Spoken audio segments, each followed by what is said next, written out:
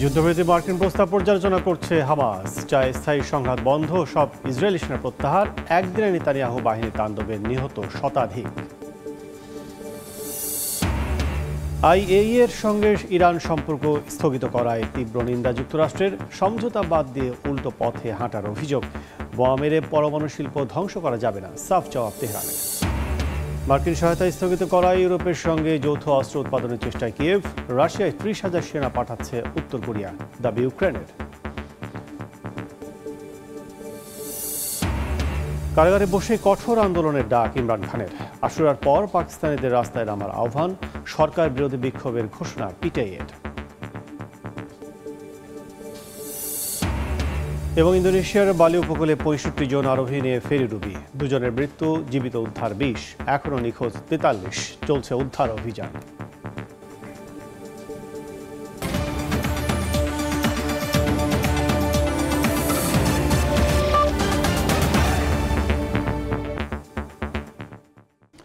আন্তর্জাতিক সময়ের সঙ্গে আছে আমি কাজল আব্দুল্লাহ। যুক্তরাষ্ট্রের দেয়া যুদ্ধবিরতির প্রস্তাব পর্যালোচনা করছে হামাস, তবে যুদ্ধের স্থায়ী অবসান ও গাজা থেকে সব ইসরায়েলি সেনা সরিয়ে নেয়ার বিষয়টি চুক্তিতে রাখার দাবি জানিয়েছে গোষ্ঠীটি। এদিকে যুদ্ধবিরতির বিষয়ে অগ্রগতি হলেও থেমে নেই উপত্যকার ফিলিস্তিনিদের ওপর দখলদার বাহিনীর বর্বরতা। ইসরায়েলি হামলায় গাজায় একদিনে প্রাণ হারিয়েছেন ১১১। অন্যদিকে হামাসের হামলায় এক ইসরায়েলি সেনা নিহত হয়েছে বলে জানা গেছে, আহত হয়েছেন বেশ কয়েকজন। ইসরায়েলি বিমান হামলায় আবারও রক্তাক্ত ফিলিস্তিনের গাজা উপত্যকা। বুধবার দখলদার বাহিনীর গোলাবর্ষণে প্রাণ গেছে আরও শতাধিক ফিলিস্তিনির। হাসপাতাল সূত্র জানায়, নিহতদের মধ্যে বেশ কয়েকজন ছিলেন যারা ত্রাণ বিতরণ কেন্দ্রে সহায়তা পাবার অপেক্ষায় ছিলেন। আল জাজিরার তথ্য বলছে, শুধু গত ৫ সপ্তাহেই গাজায় খাবার সংগ্রহের সময় ইসরায়েলি হামলায় নিহত হয়েছেন ৬ শতাধিক ফিলিস্তিনি। চলমান সংঘাতে মানবিক সহায়তা কার্যক্রমও পড়েছে চরম হুমকির মুখে। বিশ্ব স্বাস্থ্য সংস্থা জানায়, গাজা থেকে জর্ডান ও তুরস্কে চিকিৎসা নিতে যাওয়া শিশু ও স্বজনদের বহনকারী গাড়ি বহরের পাশে হামলা হলে ক্ষতিগ্রস্ত হয় অ্যাম্বুলেন্স ও বাস। কেউ আহত না হলেও পরিস্থিতি চরম আতঙ্কজনক ছিল বলে জানান সংস্থাটির প্রধান। বলেন, এখনও ১০,০০০-এর বেশি মানুষ চিকিৎসার জন্য গাজার বাইরে পাঠানোর অপেক্ষায় আছেন, তবে পরিস্থিতি খুবই উদ্বেগজনক। গাজার উত্তরাঞ্চলে হামাসের সঙ্গে তীব্র লড়াইয়ে ইসরায়েলি সেনা নিহতের খবর পাওয়া গেছে। দখলদার বাহিনীর দাবি, সুজাইয়া এলাকায় একটি ট্যাঙ্কে হামলা চালালে আর্মার্ড কোরের ৮২তম ব্যাটালিয়নের সদস্য নিহত হন, আহত হন বেশ কয়েকজন। এমন পরিস্থিতিতে হামাস নির্মূল করে সব জিম্মিকে মুক্ত করা হবে বলে আবারও মন্তব্য করেছেন ইসরায়েলি প্রধানমন্ত্রী বিনিয়ামিন নেতানিয়াহু। এদিকে ফিলিস্তিনের স্বাধীনতাকামী সংগঠন হামাস বলেছে, যুক্তরাষ্ট্রের দেয়া যুদ্ধবিরতির প্রস্তাব তারা পর্যালোচনা করছেন, তবে সংগঠনটি চায় চুক্তিতে যুদ্ধের স্থায়ী অবসান ও গাজা থেকে সব ইসরায়েলি সেনা সরিয়ে নেয়ার বিষয়টি থাকতে হবে। ফরহাদ চৌধুরী, সময় সংবাদ।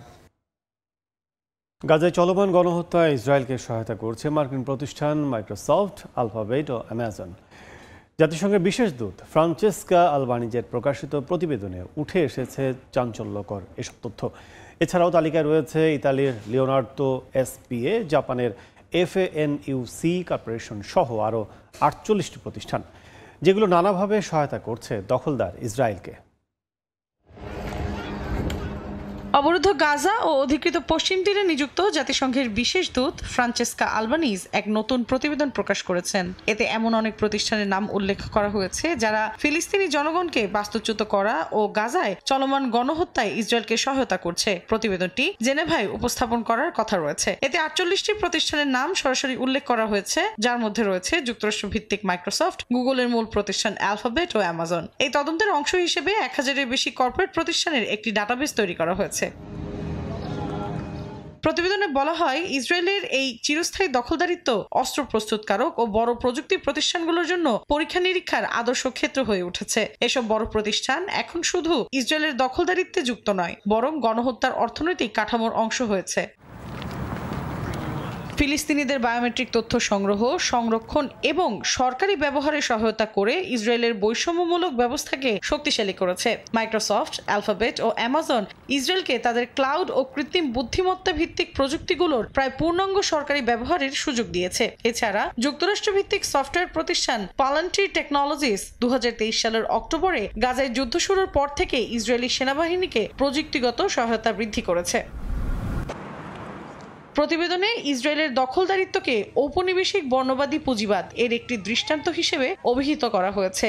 এতে বলা হয় সেখানে কর্পোরেট প্রতিষ্ঠানগুলো অবৈধ দখল থেকে মুনাফা অর্জন করছে। 2023 সালের 7 অক্টোবর গাজায় ইসরায়েলের নির্বিচার হামলা শুরু হওয়ার পর থেকে এই অর্থনীতির অংশীদার প্রতিষ্ঠানগুলো আরো গভীরভাবে যুক্ত হয়ে পড়েছে। প্রতিবেদনে আরো বলা হয় কর্পোরেট প্রতিষ্ঠানগুলোর দায়িত্ব রয়েছে মানবাধিকার লঙ্ঘন থেকে বিরত থাকার, সেটা সরাসরি হোক বা তাদের ব্যবসায়িক সম্পর্কের মাধ্যমে। সরবরাহ চেইনে কোনো মানবাধিকার লঙ্ঘনের ঝুঁকি রয়েছে কিনা তা প্রতিষ্ঠানগুলোকে অবশ্যই যাচাই করতে হবে। ব্যর্থ হলে তা অপরাধমূলক দায় সৃষ্টি করতে পারে। প্রতিবেদনের প্রতিষ্ঠানগুলোর প্রতি আহ্বান জানিয়ে বলা হয়েছে তারা যেন অবিলম্বে ইসরায়েলের অবৈধ দখলের সঙ্গে যুক্ত কার্যক্রম থেকে বিনিয়োগ প্রত্যাহার করে। 2024 সালে আলবানিজ এক বিশেষ প্রতিবেদনে বলেছিলেন গাজায় ইসরায়েলি কর্মকাণ্ড গণহত্যার পর্যায়ে পড়ার যৌক্তিক ভিত্তি রয়েছে। এর কারণ এই গণহত্যা অনেকের জন্য লাভজনক হয়ে দাঁড়িয়েছে। ইতালির লিওনার্দো এসপিএ ইসরায়েলের সামরিক খাতে অন্যতম যোগানদাতা হিসেবে তালিকাভুক্ত এবং জাপানের FANUC কর্পোরেশন অস্ত্র তৈরি রোবোটিক যন্ত্রপাতি সরবরাহ করে। মৌসুমীর সাথী, সময় সংবাদ। প্রায় 8 দশক পর ইসরায়েল ও সিরিয়ার মধ্যে শান্তি চুক্তি হতে পারে বলে জানিয়েছে কাতার ভিত্তিক গণমাধ্যম আল জাজিরা। বিশ্লেষকরা জানান গোপন বৈঠক, সৌদি আরবের মধ্যস্থতা এবং ট্রাম্প প্রশাসনের নতুন পদক্ষেপ সব মিলিয়ে মধ্যপ্রাচ্যে একটি বড় কূটনৈতিক রদবদলের সম্ভাবনা বাড়ছে। তবে গোলান মালভূমি ও ফিলিস্তিন প্রশ্নে দ্বন্দ্ব থেকেই যাবে বলে মনে করেন তারা।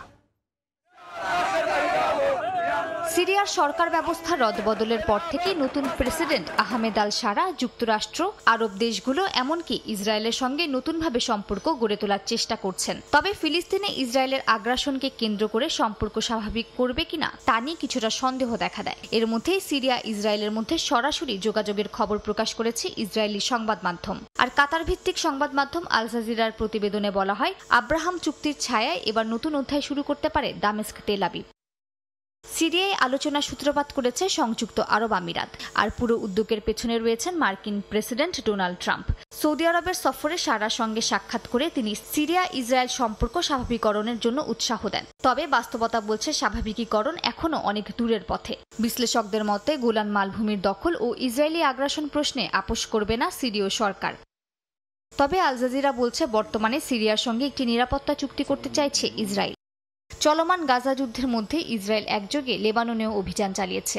আবারও একত্রে সিরিয়া ও লেবাননের সঙ্গে সম্পর্কের রূপরেখা চায় তারা বলে জানিয়েছে বার্তা সংস্থা রয়টার্স। বিশ্লেষকরা বলছেন এমন এক সময়ে যখন ইরান দুর্বল, সিরিয়া নেতৃত্ববিহীন ছিল এবং ফিলিস্তিন ইস্যু অনিশ্চয়তায়, তখন এই কূটনৈতিক চেষ্টাকে মধ্যপ্রাচ্যে নতুন মানচিত্র আঁকার সূচনা হিসেবে দেখছেন অনেকেই। মালিহা সুহরওয়ার্দী, সময় সংবাদ। আন্তর্জাতিক পারমাণবিক শক্তি সংস্থার সঙ্গে সম্পর্ক স্থগিতের ইরানি পদক্ষেপে তীব্র নিন্দা জানিয়েছে যুক্তরাষ্ট্র। দেশটির পররাষ্ট্র দফতরের প্রেস সচিব ট্যামি ব্রুস বলেন, শান্তিপূর্ণ সমঝোতায় ফেরার সুযোগ থাকলেও ইরান উল্টো পথে হাঁটছে। আইএই এর সঙ্গে পূর্ণ সহযোগিতা ছাড়া ইরানের কাছে বিকল্প কোনো পথ নেই উল্লেখ করেন তিনি। এদিকে ইরানের পারমাণবিক শক্তি সংস্থার প্রধান মোহাম্মদ ইসলামি বলেছেন, বোমা মেরে ইরানের পরমাণু শিল্প ধ্বংস করা যাবে না। এটি এখন ইরানের জাতীয় প্রযুক্তি ও সক্ষমতার প্রতীক।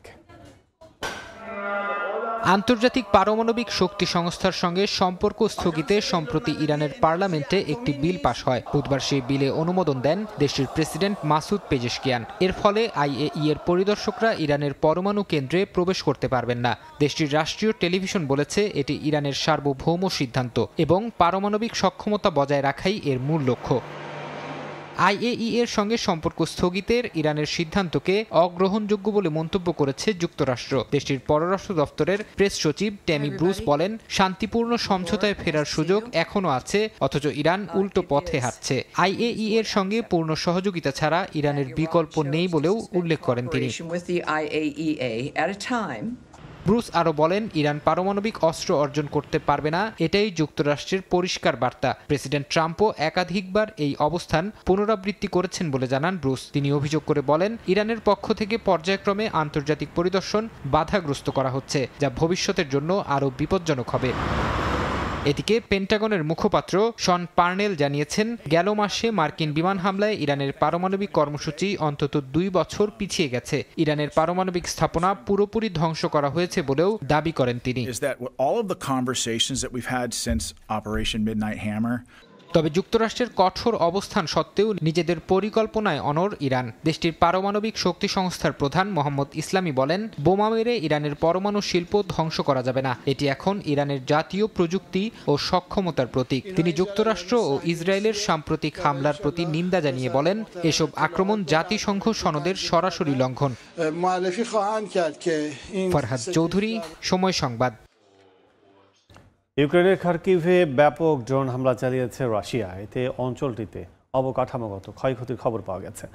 এমন পরিস্থিতিতে যুক্তরাষ্ট্রের সামরিক সহায়তা স্থগিত করায় বিকল্প ভাবছে ইউক্রেন। প্রেসিডেন্ট ভলোদিমির জেলেনস্কি বলেছেন, ইউরোপীয় ইউনিয়ন সহ বিভিন্ন মিত্রের সঙ্গে যৌথ অস্ত্র উৎপাদনের আলোচনার প্রস্তুতি নেওয়া হচ্ছে। এদিকে ইউক্রেনের গোয়েন্দা সংস্থা বলছে, আগামী কয়েক মাসের মধ্যে গোপনে রাশিয়ায় 30,000 সেনা পাঠানোর প্রস্তুতি নিচ্ছে উত্তর কোরিয়া। যুক্তরাষ্ট্র জানায়, অস্ত্রের মজুদ অনেকটা কমে যাওয়ায় তারা ইউক্রেনে আকাশ প্রতিরক্ষা ব্যবস্থা, ক্ষেপণাস্ত্র ও গোলাবারুদের চালান স্থগিত করেছে। এ বিষয়ে প্রেসিডেন্ট ভলোদিমির জেলেনস্কি বলেছেন, অস্ত্র গোলাবারুদ স্থগিতের বিষয়ে যুক্তরাষ্ট্রের সঙ্গে আলোচনা চলছে। একই সঙ্গে তিনি জানান, ইউরোপীয় ইউনিয়ন সহ বিভিন্ন মিত্রের সঙ্গে যৌথ অস্ত্র উৎপাদনের আলোচনার জন্য দ্রুত প্রস্তুতি নিচ্ছে কিয়েভ।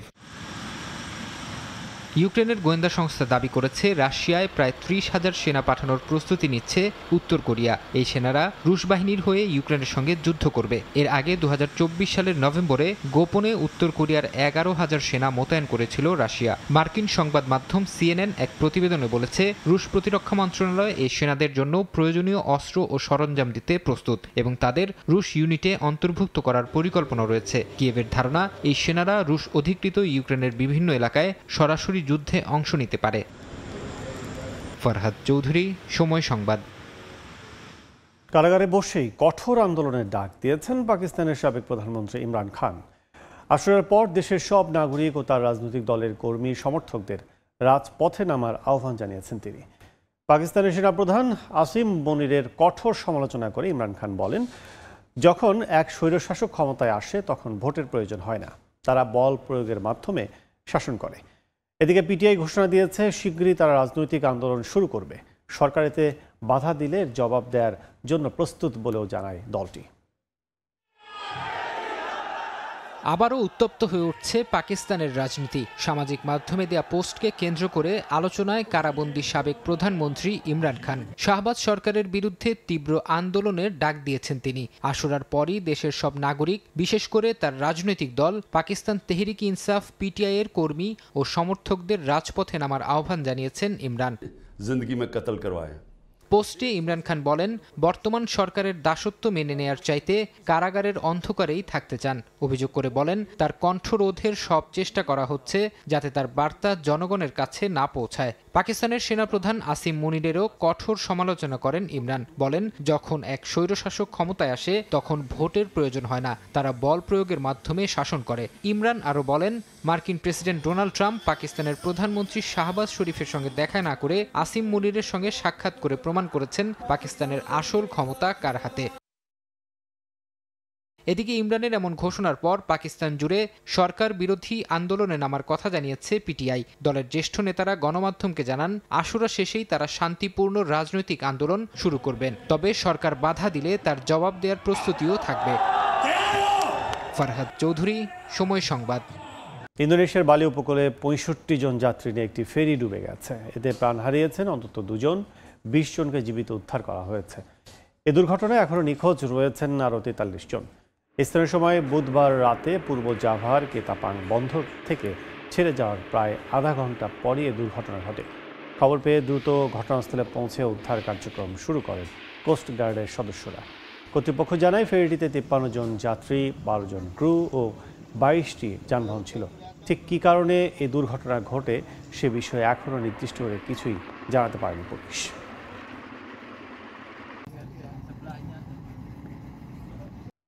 যুক্তরাষ্ট্রে অনুষ্ঠিত হলো কোয়াডের পররাষ্ট্রমন্ত্রী পর্যায়ের বৈঠকে ইন্দো প্যাসিফিক অঞ্চলে চীনের প্রভাব মোকাবিলায় সদস্য রাষ্ট্রগুলোর সহযোগিতা জোরদারের কথা জানান মার্কিন পররাষ্ট্রমন্ত্রী মার্কো রুবিও। যদিও শুল্ক নীতি ও দ্বিপাক্ষিক দ্বন্দ্ব পরিস্থিতিকে জটিল করে তুলতে পারে বলে মনে করছেন আন্তর্জাতিক সম্পর্ক বিশ্লেষকরা।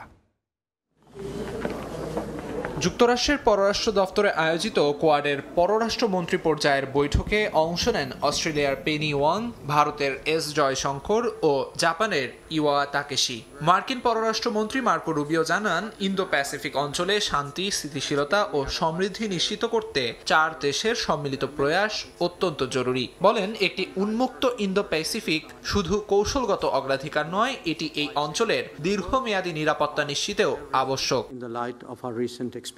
বৈঠকে কোয়াড ক্রিটিক্যাল মিনারেলস ইনিশিয়েটিভের ঘোষণা আসে। চুক্তিটি চীন নির্ভর সরবরাহ ব্যবস্থার বিকল্প গড়ে তুলবে বলে মনে করেন বিশেষজ্ঞরা। এই উদ্যোগের মাধ্যমে কোয়াডভুক্ত দেশগুলো লিথিয়াম, কপার, কোবাল্ট ও বিরল খনিজ উপাদান সরবরাহের জন্য বিকল্প উৎস গড়তে যৌথভাবে কাজ করবে। তবে ঐক্যের ডাক দিলেও কোয়াডের অভ্যন্তরে পারস্পরিক দ্বন্দ্বের সংখ্যাও কম নয়। মার্কিন প্রেসিডেন্ট ডোনাল্ড ট্রাম্পের নেতৃত্বে যুক্তরাষ্ট্রের বিশ্বব্যাপী শুল্ক নীতির কারণে ক্ষুব্ধ ভারত, জাপান ও অস্ট্রেলিয়া। বৈঠকের দিনই বার্ষিক 2+2 প্রতিরক্ষা আলোচনা স্থগিত করে জাপান। দেশটির সংবাদ মাধ্যম বলছে, ওয়াশিংটনের কাছ থেকে অতিরিক্ত প্রতিরক্ষা বাজেটের চাপই এর পেছনে মূল কারণ। অন্যদিকে কাশ্মীর ইস্যুতে ট্রাম্পের একতরফা দাবি নিয়ে উদ্বিগ্ন ভারতও। কোয়াডের ফাঁকে ভারত জাপান দ্বিপাক্ষিক বৈঠক অনুষ্ঠিত হয়। দুই দেশের অংশীদারিত্ব কেবল অর্থনৈতিকই নয়, প্রযুক্তি ও নিরাপত্তার দিক থেকেও গভীর হচ্ছে বলে জানান প্রতিনিধিরা। চীন কেন্দ্রিক উত্তেজনা এড়ানো এবং ভবিষ্যতের ভূ রাজনৈতিক ভারসাম্য রক্ষায় আন্তর্জাতিক সহযোগিতা প্রয়োজন বলে মনে করেন তারা। আমিরুল ইসলাম আলিফ, সময় সংবাদ। পাকিস্তানে একটি গাড়িতে বিস্ফোরণে 5 জন নিহত হয়েছেন, আহত অন্তত 11 জন। স্থানীয় সময় বুধবার এই ঘটনা ঘটে। দেশটির খাইবার পাখতুনখোয়ায় বাজোর জেলার সরকারি একটি গাড়ি লক্ষ্য করে বোমা হামলা চালানো হয়। নিহতদের মধ্যে দেশটির সহকারী এক কমিশনার ও কয়েকজন পুলিশ কর্মকর্তা রয়েছেন বলে জানায় সংশ্লিষ্ট কর্তৃপক্ষ। আহতদের উদ্ধারের পর জেলা সদর হাসপাতালে নেওয়া হয়। বিস্ফোরণের পরপরই ওই এলাকায় নিরাপত্তা ব্যবস্থা জোরদার করা হয়েছে। হামলার তীব্র নিন্দা জানিয়েছেন খাইবার পাখতুনখোয়া প্রদেশের স্বাস্থ্য উপদেষ্টা। একই সঙ্গে নিহতদের পরিবারের প্রতি গভীর শোক প্রকাশ করেন তিনি।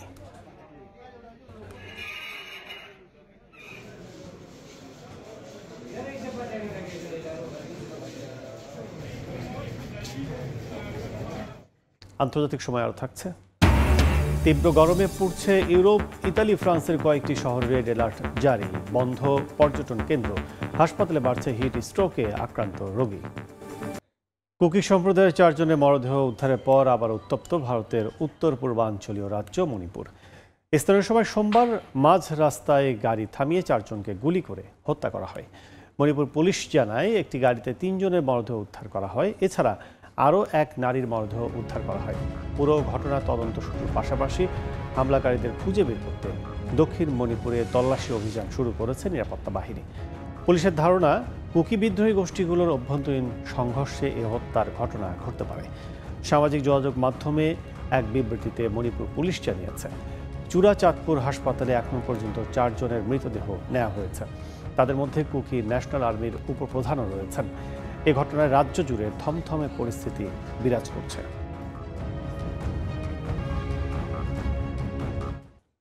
তীব্র দাবদাহে বিপর্যস্ত ইউরোপের জনজীবন। ইতালির কয়েকটি শহরে তাপমাত্রায় পারদ ছাড়িয়েছে 43 ডিগ্রি সেলসিয়াসের ঘর। মিলান সহ 18টি শহরে জারি রয়েছে রেড অ্যালার্ট। ফ্রান্সে ভয়াবহ দাবদাহে হিট স্ট্রোক, পানি শূন্যতা সহ নানা জটিলতায় অসুস্থ হওয়ায় হাসপাতালে ভর্তি করা হয়েছে 3 শতাধিক মানুষকে। সার্বিয়া, অস্ট্রিয়া ও লুক্সেমবার্গেও বইছে তীব্র তাপপ্রবাহ। সার্বিয়ায় টানা 5 দিন ধরে তাপমাত্রা 38 ডিগ্রি সেলসিয়াসের উপরে থাকবে বলে পূর্বাভাসে বলা হয়েছে। তীব্র দাবদাহে পুড়ছে গোটা ইউরোপ। অসহনীয় গরমে বিপর্যস্ত হয়ে পড়েছে ইতালির রাজধানী মাদ্রিদের জনজীবন। বুধবার দিনের সর্বোচ্চ তাপমাত্রা পৌঁছায় 39 ডিগ্রি সেলসিয়াসে। গরমের আঁচ থেকে বাঁচতে অনেককেই সময় কাটাতে দেখা গেছে বিভিন্ন রেস্টুরেন্টে কিংবা কফি শপে। বিভিন্ন জায়গায় গরম থেকে একটু স্বস্তি দিতে ছেটানো হচ্ছে পানি। গরমে হাঁসফাঁস অবস্থা ফ্রান্সেও। রাজধানী প্যারিস সহ বিভিন্ন শহরে সর্বোচ্চ সতর্কতা জারি করা হয়েছে। গরমে বিপাকে পড়েছেন স্থানীয় সহ পর্যটকরা। গণমাধ্যম বলছে, তীব্র গরমের কারণে হাসপাতালে বেড়েছে রোগীর চাপ। হিট স্ট্রোক, পানি শূন্যতা সহ নানা জটিলতায় চিকিৎসা নিয়েছেন 300-র বেশি মানুষ। স্বাস্থ্য ঝুঁকি এড়াতে প্যারিস জুড়ে বাড়ানো হয়েছে পার্ক ও সুইমিং পুলে অবস্থান করার সময়সীমা। একই অবস্থা ক্রোয়েশিয়ার। দেশটির পুলা শহরে পর্যটন মৌসুমের মাঝেও ফাঁকা স্কোয়ার ও রেস্তোরাঁ। অনেকেই দিনের বেশিরভাগ সময় কাটাচ্ছেন ঘরের ভেতর। রোমান রুইন আর সমুদ্রের পাড়ে থাকা কফি শপগুলো খালি পড়ে আছে। সমুদ্রের পানির তাপমাত্রাও স্বাভাবিকের চেয়ে 3 থেকে 4 ডিগ্রি সেলসিয়াস বেশি বলে জানিয়েছেন পর্যটকরা। বেলজিয়ামের দক্ষিণ ও পূর্বাঞ্চলে তাপমাত্রা ছুঁয়েছে 37 ডিগ্রি সেলসিয়াসের পারদ। রাজধানী ব্রাসেলসে বন্ধ করে দেওয়া হয়েছে বিখ্যাত পর্যটন স্থান অ্যাটোমিয়াম। 2019 সালের পর এবারই দ্বিতীয়বার গরমে বন্ধ রাখা হলো এই আইকনিক স্থাপনা। সার্বিয়া, অস্ট্রিয়া ও লুক্সেমবার্গেও বইছে তীব্র দাবদাহ। সার্বিয়ায় আরও কিছুদিন তাপমাত্রা 38 ডিগ্রি সেলসিয়াসের ওপরে থাকবে বলে পূর্বাভাস দেওয়া হয়েছে। গরমের কারণে অস্ট্রিয়ার দক্ষিণাঞ্চলে রেড অ্যালার্ট জারি করা হয়েছে। বিশেষজ্ঞরা বলছেন বিশ্বের অন্য মহাদেশের তুলনায় দ্বিগুণ গতিতে গরম বাড়ছে ইউরোপে। শুরু হচ্ছে আগেভাগে, থাকছে দীর্ঘদিন। জনস্বাস্থ্য, পর্যটন, পরিবহন খাত পর্যন্ত পড়ছে এই দাবদাহের ছোবলে। জলবায়ু পরিবর্তন মোকাবিলায় এখনই সমন্বিত পদক্ষেপের আহ্বান বিশেষজ্ঞদের। ফরহাদ চৌধুরী, সময় সংবাদ। দক্ষিণ ইউরোপে ভয়াবহ দাবানলে জ্বলছে একের পর এক দেশ। স্পেন, তুরস্ক, গ্রিসের উপকূলীয় এলাকায় ভয়াবহভাবে দাবানল ছড়িয়ে পড়েছে। স্পেনে এখন পর্যন্ত 2 জনের মৃত্যুর খবর নিশ্চিত করেছে কর্তৃপক্ষ। তুরস্কে ঘরবাড়ি ছেড়ে পালাতে বাধ্য হয়েছেন 50,000-এর বেশি বাসিন্দা। ভয়াবহ এই দাবানলের জন্য জলবায়ু পরিবর্তনের প্রভাবকে দায়ী করছেন পরিবেশ বিজ্ঞানীরা। রাতের আধারে আকাশ জুড়ে লাল আগুনের ঝলকানি। তুরস্কে চলমান দাবানল বুধবার দেশটির পশ্চিমাঞ্চলের ইজমির প্রদেশের চেশমে শহরেও ছড়িয়ে পড়ে। আকাশপথে ধারণকৃত দৃশ্যে দেখা যায় আগুন আবাসিক এলাকায় প্রবেশ করেছে। ধোঁয়ায় ঢেকে গেছে পাহাড়ি অঞ্চল। তুরস্কের দুর্যোগ ব্যবস্থাপনা সংস্থা জানায়, শুধু ইজমির অঞ্চল থেকেই সরিয়ে নেওয়া হয়েছে 42,000 মানুষকে। ঘন্টায় 60 কিলোমিটার বেগের প্রবল বাতাস দমকল কাহিনীর কাজ ব্যাহত করছে। চেশমের সঙ্গে ইজমিরের সংযোগকারী মহাসড়ক পর্যন্ত ছড়িয়ে পড়ে আগুন। বন্ধ করে দেওয়া হয় যান চলাচল। এদিকে স্পেনের উত্তর পূর্বাঞ্চলের কাতালোনিয়া এলাকায় একরের পর একর জমি আগুনে পুড়ছে। স্থানীয় সময় মঙ্গলবার রাতে ছড়িয়ে পড়া আগুন তৈরি করে বিশাল ধোঁয়ার কুণ্ডলী, যার উচ্চতা পৌঁছায় 45,000 ফুট পর্যন্ত। আগুনে পুড়ে গেছে অন্তত 6,500 হেক্টর জমি, যার বেশিরভাগই শস্যক্ষেত। দাবানল থেকে বাঁচতে পালানোর সময় প্রাণ হারান কয়েকজন কৃষক। স্থানীয় কর্তৃপক্ষ 14,000 বাসিন্দাকে ঘরের ভেতরে থাকার নির্দেশ দেয়। হঠাৎ আসা এক পশলা বৃষ্টি পরিস্থিতি কিছুটা নিয়ন্ত্রণে আনে। একই দিনে দাবানলের কবলে পড়ে গ্রিসের পর্যটন দ্বীপ ক্রিট। দক্ষিণ পূর্ব উপকূলে ইয়েরাপেত্রা অঞ্চলে আগুন লাগার সঙ্গে সঙ্গে দ্রুত ছড়িয়ে পড়তে থাকে। 4টি গ্রাম ও পর্যটন কেন্দ্র খালি করে দেওয়া হয়। স্থানীয় টিভি চ্যানেলে সম্প্রচারিত ফুটেজে দেখা যায় কয়েকটি বসতবাড়িও আগুনে ক্ষতিগ্রস্ত হয়েছে। দমকল বাহিনী জানায়, প্রচণ্ড বাতাসে নিভে যাওয়া আগুন বারবার জ্বলে ওঠে। দেশটির রাজধানী এথেন্স থেকে নৌ ও বিমানপথে পৌঁছায় অতিরিক্ত ফায়ার ইউনিট। ভয়াবহ এই দাবানলের পেছনে বিজ্ঞানীরা জলবায়ু পরিবর্তনকে দায়ী করছেন। ইউরোপ জুড়ে গ্রীষ্মকালে বাড়তে থাকা তাপমাত্রা এবং দীর্ঘস্থায়ী খরায় বারবার ভয়ঙ্কর রূপ নিচ্ছে দাবানল। বিশেষজ্ঞরা বলছেন, এই প্রবণতা অব্যাহত থাকলে সামনে আরও ভয়াবহ পরিস্থিতির আশঙ্কা রয়েছে। মালিহা সুহরওয়ার্দী, সময় সংবাদ। যুক্তরাষ্ট্রের ক্যালিফোর্নিয়ার উত্তরাঞ্চলের একটি আতশবাজির গুদামে ভয়াবহ বিস্ফোরণ হয়েছে। স্থানীয় সময় মঙ্গলবার এই ঘটনা ঘটে। পুলিশ জানায়, আতশবাজির গুদামের সংরক্ষণাগার থেকেই আগুনের সূত্রপাত ঘটে। বিস্ফোরণের পরপরই আশপাশে 1 মাইল এলাকার মধ্যে থাকা বাসিন্দাদের জরুরিভাবে সরিয়ে নেয়ার নির্দেশ দেয় সংশ্লিষ্ট কর্তৃপক্ষ, যে কারণে স্পার্টো ও মেডিসন এলাকার বহু বাসিন্দাকে নিরাপদ স্থানে সরিয়ে নেওয়া হয়। স্পার্টো ফায়ার প্রোটেকশন ডিস্ট্রিক্টের তথ্য অনুযায়ী বিস্ফোরণের কারণে 80 একর জমিতে আগুন ছড়িয়ে পড়ে। তৃতীয় দফার ভোটে 56% সমর্থক নিয়ে নিউ ইয়র্ক সিটি ডেমোক্রেটিক পার্টির মেয়র প্রার্থী হিসেবে আনুষ্ঠানিক স্বীকৃতি পেয়েছেন জোহরান মামদানি। একদিকে যখন বর্তমান মেয়র এরিক অ্যাডামস দুর্নীতির দায়ে সমালোচনার বারে বিদ্ধ, তখন র্যাঙ্ক চয়েস ভোটের মাধ্যমে মামদানির এই বিজয় ডেমোক্রেটিক ভোট ব্যাংক ফিরিয়ে আনবে বলে ধারণা বিশ্লেষকদের। স্থানীয় সময় মঙ্গলবার নিউ ইয়র্ক সিটির নির্বাচন বোর্ড নিশ্চিত করে মেয়র পদে ডেমোক্রেটিক দলের প্রার্থী হচ্ছেন জোহরান মামদানি। তৃতীয় ধাপের র্যাঙ্কড চয়েস ভোটে তিনি পেয়েছেন 56% সমর্থন, যা নিশ্চিত করে তার দলীয় মনোনয়ন। এই পদ্ধতিতে ভোটাররা 5 জন প্রার্থীকে পছন্দের ক্রমানুসারে ভোট দেন। ধাপে ধাপে সবচেয়ে কম ভোট পাওয়া প্রার্থী বাদ পড়ে যান। 2021 সাল থেকে নিউ ইয়র্কে এই পদ্ধতি চালু হয়, যেখানে তৃতীয় ধাপে পৌঁছে জয় পেতে প্রার্থীকে পেতে হয় 50%-এর বেশি ভোট। জোহরানের এই অভাবনীয় অগ্রগতি সকলকে চমকে দিয়েছে। ভারতীয় বংশোদ্ভূত, মুসলিম এবং গণতন্ত্রপন্থী হিসেবে পরিচিত ৩৩ বছর বয়সী মামদানি নিউ ইয়র্ক স্টেট অ্যাসেম্বলির অপেক্ষাকৃত নতুন মুখ। অথচ এই প্রাইমারিতে তিনি হারিয়েছেন অভিজ্ঞ মধ্যপন্থী রাজনীতিক ও সাবেক গভর্নর অ্যান্ড্রু কুমোকে। পরে ফোন করে জোহরানকে শুভেচ্ছা জানিয়ে প্রতিযোগিতা থেকে সরে দাঁড়ানোর ঘোষণা দেন কুমো। যদিও ভবিষ্যতে তিনি স্বতন্ত্র প্রার্থী হিসেবে লড়বেন কিনা সে বিষয়ে কিছু বলেননি। এদিকে বর্তমান মেয়র এরিক অ্যাডামস এবার স্বতন্ত্র প্রার্থী হিসেবে মাঠে নামছেন। তার বিরুদ্ধে একটি দুর্নীতি মামলার অভিযোগপত্র দেয়া হলেও বিচার বিভাগ তা খারিজ করে। এরপরই তিনি দল থেকে সরে দাঁড়ান। এতে এবারের মেয়র নির্বাচনে প্রধান লড়াইটি হতে যাচ্ছে জোহরান বনাম অ্যাডামস, যেখানে রক্ষণশীলদের সমর্থন পেতে মাঠে থাকবেন রিপাবলিকান কার্টিস লিওয়া এবং আরেক স্বতন্ত্র প্রার্থী অ্যাটর্নি জিম ওয়ালডেন। তবে জোহরানের বিজয়ে ডেমোক্রেটিক দলের ভেতরেই দেখা দিয়েছে অস্বস্তি। অনেকেই মনে করছেন তার বাম ঘেঁষা অবস্থান রিপাবলিকানদের হাতে শক্তিশালী অস্ত্র তুলে দিতে পারে। অভিবাসন নীতিতে তার অবস্থান ঘিরেও চলছে বিতর্ক। নির্বাচিত হয়ে অভিবাসীদের গ্রেফতারে বাধা দিলে মামদানিকে গ্রেফতার করা হবে বলে হুমকি দিয়ে ট্রাম্প জানান যুক্তরাষ্ট্রে কমিউনিস্টের জায়গা নেই। তবে নিজের অবস্থানে এখনো অনড় মামদানি, জানান শহর পরিচালনায় মানবিক মূল্যবোধকেই অগ্রাধিকার দেবেন তিনি। আমিরুল ইসলাম আলিফ, সময় সংবাদ। উত্তরসূরি নির্বাচনে অন্য কারো হস্তক্ষেপ মেনে নেওয়া হবে না বলে জানিয়েছেন ভারতে নির্বাসিত তিব্বতের আধ্যাত্মিক নেতা দালাই লামা। সেই সঙ্গে নিশ্চিত করে বলেছেন তার মৃত্যুর পর একজন উত্তরসূরি থাকবে। এদিকে চীনের পররাষ্ট্র মন্ত্রণালয়ের মুখপাত্র বলেছেন দালাই লামার উত্তরসূরি ঠিক করতে হলে ঐতিহ্যবাহী পদ্ধতি অনুসরণ করতে হবে। নির্বাসিত তিব্বতী ধর্মগুরু এবং বৌদ্ধ ধর্মের আধ্যাত্মিক নেতা দালাই লামা নিশ্চিত করলেন মৃত্যুর পর তার উত্তরসূরি থাকবে। ভারতের উত্তরাঞ্চলের ধর্মশালায় বসবাসরত এ নেতা বলেন, ভবিষ্যতে তার পুনর্জন্মকে স্বীকৃতি দেওয়ার একমাত্র অধিকার রাখে গাদেন ফোদ্রাং ট্রাস্ট, যা তিনি নিজেই প্রতিষ্ঠা করেছেন। তিনি আরও বলেন, এ বিষয়ে হস্তক্ষেপ করার অধিকার কারও নেই। এদিকে ১৯৫০ দশকে তিব্বত দখল করে নেওয়া চীন জানায় দালাই লামার উত্তরসূরি হতে হলে তা কেন্দ্রীয় সরকারের অনুমোদিত হতে হবে। চীনের পররাষ্ট্র মন্ত্রণালয়ের মুখপাত্র বলেন, দালাই লামার উত্তরসূরি চিহ্নিত করতে হলে সোনার পাত্রে লটারি নামের ঐতিহ্যবাহী পদ্ধতি অনুসরণ করতে হবে। এই পদ্ধতির সূচনা হয়েছিল ১৭৯২ সালে এবং অতীতে ৩ জন দালাই লামার উত্তরসূরি নির্ধারণে এটি ব্যবহৃত হয়েছে। ৮৯ বছর বয়সী দালাই লামা বর্তমানে ভারতে নির্বাসনে রয়েছেন। ১৯৫৯ সালে চীনা দমন নীতির বিরুদ্ধে বিদ্রোহের পর তিনি তিব্বত ছেড়ে ভারতে আশ্রয় নেন। তখন থেকেই তিনি তিব্বতের স্বাধীনতা ও ধর্মীয় অধিকার রক্ষার আন্দোলনে বিশ্বব্যাপী মুখপাত্র হিসেবে পরিচিত। তবে বেইজিং দালাই লামাকে একজন বিচ্ছিন্নতাবাদী বলে বিবেচনা করে। দেশটির দাবি, দালাই লামার কোনো অধিকার নেই তিব্বতী জনগণকে প্রতিনিধিত্ব করার। অর্চিতা শেহজিন, সময় সংবাদ।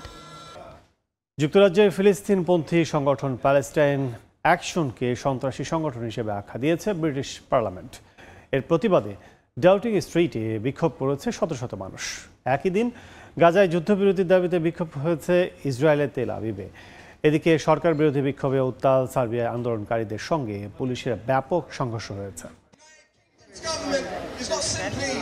প্যালেস্টাইন অ্যাকশন সংগঠনটিকে অনেকেই ডাইরেক্ট অ্যাকশন মুভমেন্ট হিসেবে পরিচয় দিয়ে থাকে। এই সংগঠনটি মূলত যুক্তরাজ্যের ইসরায়েল সমর্থিত প্রতিরক্ষা প্রতিষ্ঠানগুলোর বিরুদ্ধে বিক্ষোভ চালিয়ে আসছে। স্থানীয় সময় বুধবার যুক্তরাজ্যের পার্লামেন্টে ভোটাভুটির মাধ্যমে ফিলিস্তিনপন্থী আন্দোলনকারী এই সংগঠনকে সন্ত্রাসী সংগঠন হিসেবে নিষিদ্ধ ঘোষণা করা হয়। সরকার জানায়, সাম্প্রতিক সময়ে এই গোষ্ঠীর কর্মীরা একটি সামরিক ঘাঁটিতে প্রবেশ করে 2টি বিমান ক্ষতিগ্রস্ত করে। এ কারণেই তারা আইনের আওতায় পড়ে। নিষিদ্ধ ঘোষণার ফলে এখন থেকে সংগঠনটির সদস্য হওয়া কিংবা প্রকাশ্যে সমর্থন করাও আইনত দণ্ডনীয় অপরাধ।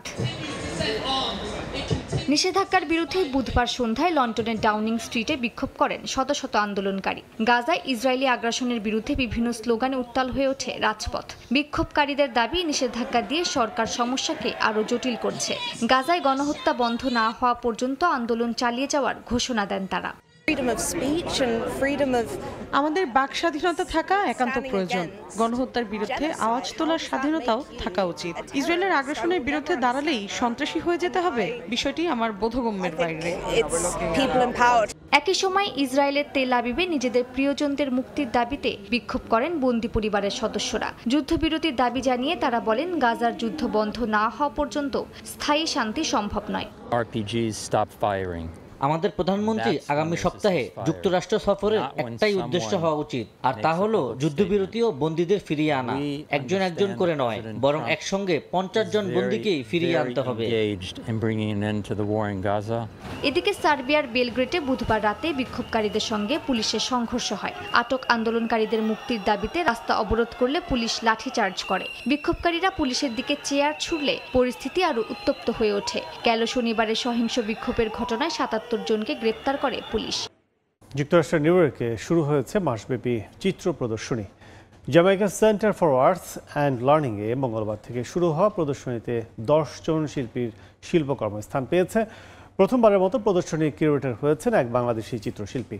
নিউ ইয়র্ক থেকে হাসানুজ্জামান সাকির রিপোর্ট। নিউ ইয়র্কের Jamaica centre for arts and লার্নিংয়ে চলছে শিল্পকর্ম প্রদর্শনী। এতে 10 জন শিল্পীর শিল্পকর্ম স্থান পেয়েছে, যাদের মধ্যে 7 জনই বাংলাদেশি।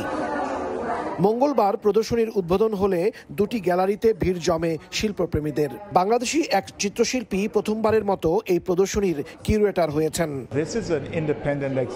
সাধারণত আমরা ধারাবাহিকভাবে বিভিন্ন শিল্পী ও কিউরেটরদের নিয়ে প্রদর্শনীর আয়োজন করে থাকি, তবে এটি একটি বিশেষ প্রদর্শনী, কারণ এতে 10 জন শিল্পীর সাথে আলমা লিয়ার শিল্পকর্ম স্থান পেয়েছে এবং তিনি নিজেই প্রদর্শনীর কিউরেটর। লিয়া তার অভিজ্ঞতার আলোকে নিজস্ব সংস্কৃতির পাশাপাশি স্থানীয় সংস্কৃতিও তুলে এনেছেন।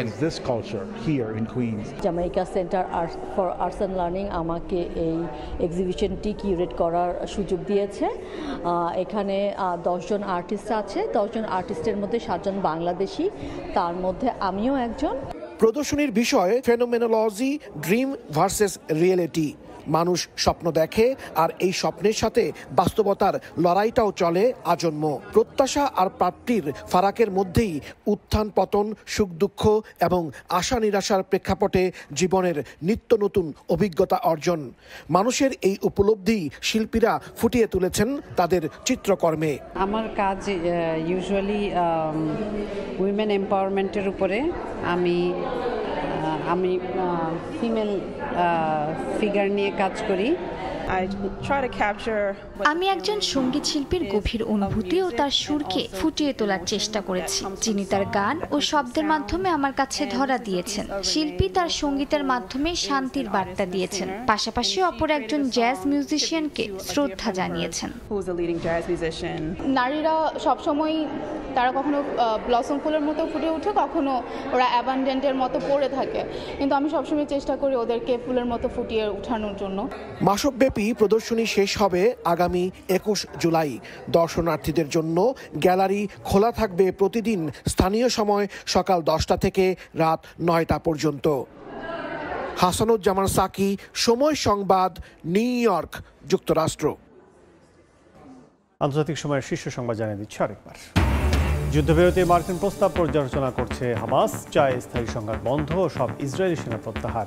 একদিনে নেতানিয়াহু বাহিনীর তাণ্ডবের নিহত শতাধিক।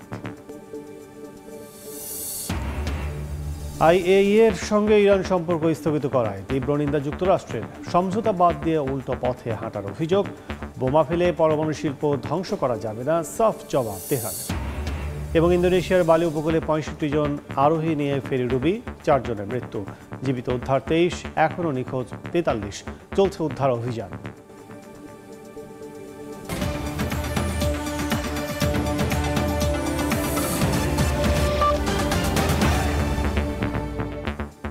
এই ছিল আন্তর্জাতিক সময়। সঙ্গে থাকুন সময়ের।